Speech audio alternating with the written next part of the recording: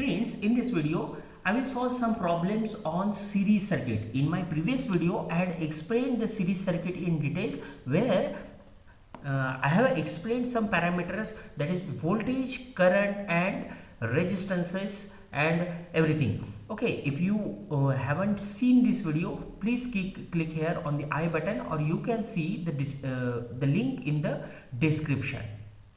Now, this is our problem number 1. Here we have to find the current flowing through all the resistances and voltage across them. So we are having 3 resistances. There 2 ohm, 3 ohm and 5 ohm, and we have to find the current flowing through these resistances as well as potential drop across them. Now let us solve this problem. Here in this case, in my previous video, what I had told that the current flowing through this circuit is same because it is a series circuit, and only single current, that is same current, will flow through each component, and therefore the current will let us assume that the current is I here, and the same current I will flow through all resistances. Here the equivalent resistance, or we can say the total resistance, is equal to the sum of all the individual resistances. And here for third one, we have to calculate the potential drops or voltage by using the Ohm's law. Now in this case, this is our problem number 1, and in this case again we will assume these resistances as R1, R2 and R3. So let this is R1. Now let the second resistance of 3 ohm, let it be R2, and let the third resistance be R3, which is equals to 5 ohm. Now we know that the single current I is flowing through them, and therefore let the current passing through them is I, and the potential drops across individual resistances be V1, V2 and V3 respectively, because we have to calculate, therefore I am naming it as V1, V2, V3. If you wish, you can name it as VA, VB and VC, etc. also.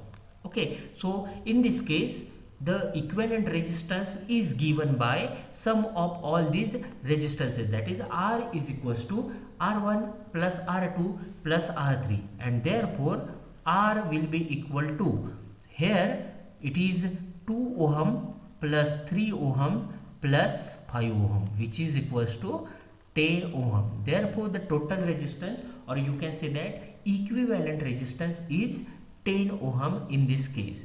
Now by using Ohm's law we can calculate current. So by using Ohm's law, so in this case I is equals to V upon R, where V is our supply voltage and R is our equivalent resistance, that is total resistance. And here the supply voltage is 20 volts and resistance is 10 ohm, and therefore we will get current equal to 2 ampere.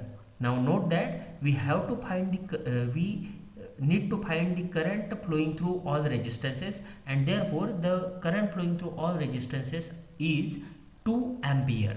So our first part is over. Now let us find the voltage across individual resistances. Now in this case we know that the voltage can be calculated again by using Ohm's law. Here V1 is equals to I multiplied by R1. Now in this case 2 ampere is the current and R1 is also 2. Therefore it is equals to 4 volts, because the unit of voltage is volts. So V1 equal to 4 volt. Now V2 equal to I multiplied by R2, which is equals to 2 multiplied by 3 ohm again, and it is equals to 6 volt. Similarly V3 equal to I times R3, which is equal to 2 multiplied by 5, which is equals to 10 volts. So in this way we have calculated voltage drop across each resistances, that is R1, R2 and R3, and we got it as 4 volts, 6 volts and 12 volts.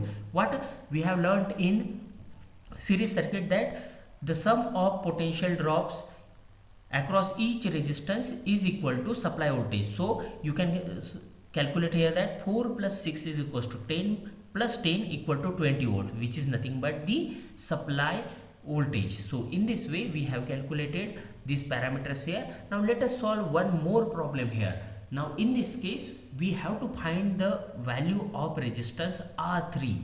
Okay, again we will assume some data here. So in this case also let us assume the voltage across this resistance is V1, then V2 here, and the third resistance is V3. The voltage drop across this resistance is V3. Now in this case the current is given, so whatever the things are given I can write here. I equal to 2 ampere, then here V equals to 12 volts is also given, whereas let this resistance be R1 and let this resistance be R2. So it is R1 equal to 2 ohm and R2 equal to, sorry, it was 3 ohm, R1 equal to 3 ohm and R2 equals to 2 ohm. We have to find R3, value of R3 is not known. Similarly, we have to find the potential drops across each resistances. Therefore V1, V2 and V3 are unknown and we will find it. Okay, so let's solve this problem. In this case we don't know the value of R3, but we know we can calculate the value of resistance R, and R is our total resistance, which is equal to V1 plus V2, sorry, R is our total resistance which is equal to sum of these resistances, that is R1 plus R2 plus R3. So R is equals to R1 plus R2 plus R3, because all these resistances are connected in series. Let us assume that this is our equation number 1. Now we know that resistance is equals to voltage upon current by Ohm's law.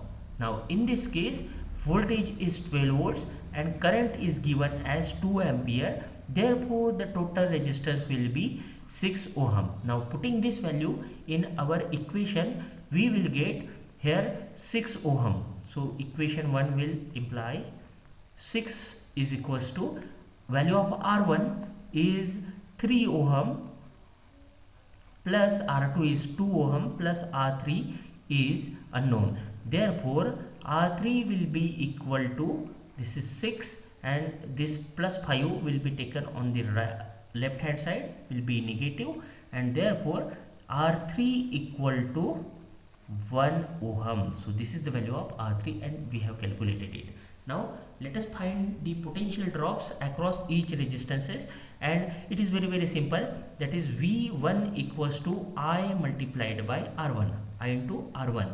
So I is 2 ampere, R1 is 3 ohm, so it is 2 into 3 which is equals to 6 volts. The unit will be volts here because it is voltage. Now V2 equals to I R2, which is also equal to, here 2 is the value of current and multiplied by R2 is also 2 ohm, which is equals to 4 volts. Similarly V3 equal to I into R3 equal to 2 into R3. We have just calculated R3 as 1 ohm, so it is 2 into 1, that is 2 volts. So in this way we have calculated potential drop across each resistance, and it is found to be 6 volts, 4 volts and 2 volts respectively. So friends, if you like this video, please subscribe our channel and share it with your friend. So in next video I will explain potential divider rule. So keep watching. Thank you.